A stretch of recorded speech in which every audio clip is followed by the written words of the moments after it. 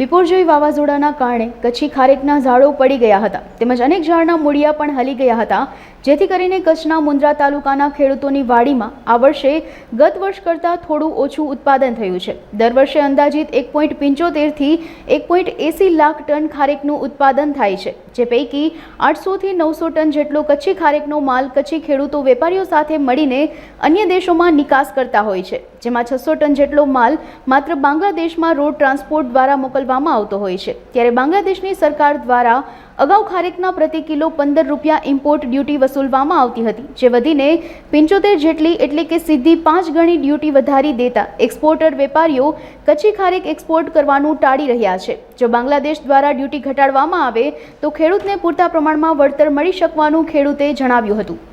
ખારેક જે હર વર્ષ થાય એનાથી 30% થી વધારે પ્રોડક્શનમાં ઘટાડો આવશે।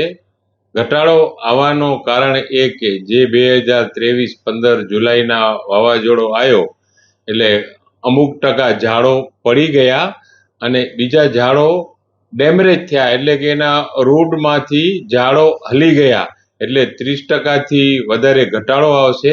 હવે આ ઘટાડાની ખેડૂતને ભરપાઈ કરવી હોય તો જ્યારે આ બાંગ્લાદેશમાં આપણી ખારેક જઈ રહી છે કે બાંગ્લાદેશથી આપણે ઇન્ડિયામાં પૈસા બી આવી રહ્યા, પણ બાંગ્લાદેશની ગવર્મેન્ટે ડ્યુટી વધારી નાખી છે।